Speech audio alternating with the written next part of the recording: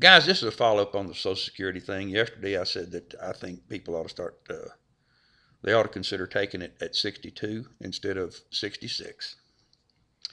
The government's already changed it from 65 to 66. So, and the reason being that the money that you lose by taking nothing between 62 and 66, it takes you 10 years to recoup that, given the additional funding you get by waiting. Now, a lot of people are going to live to be in their 80s, 90s, and so if you have the resources to wait and you want to wait that 10 years, then, do so.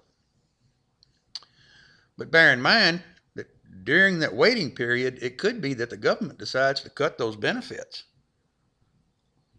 They've done it before. And to increase the age minimum.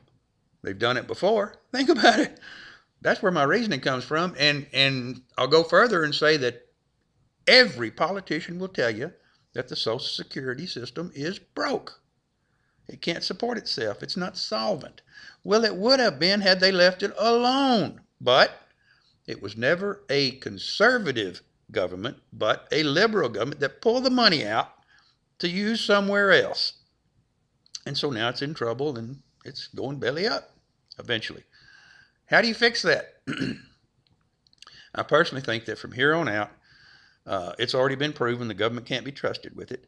Therefore, if you can afford to take care of your own retirement, you should be allowed to do so. Anyone that's just coming into the workplace should have the option of contributing to Social Security or taking care of their own retirement.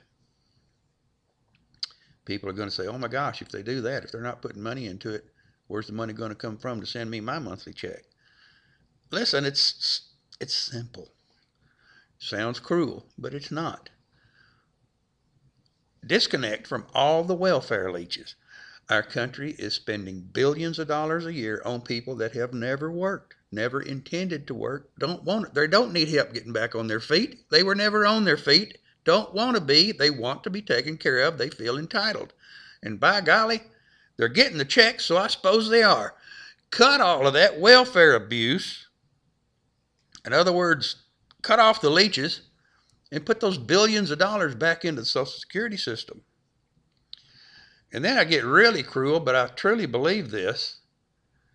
Cut all foreign aid until we are financially solvent. We do not have the money to give them. We're not taking care of us. Why are we taking care of them? We're not putting food on our tables. We're putting food on theirs. We're borrowing money from China and giving it to them so that now we get to pay it back, and we can't. This is stupid. It's just stupidity. So cut all of that until we are back in the black. Then we have the money to share, and we can again become the most giving country in the world. The bottom line is, and it sounds cruel, but it's true, the golden goose cannot keep laying eggs if the goose is dead and the goose is gasping. That's it. Cruel, but simple and true.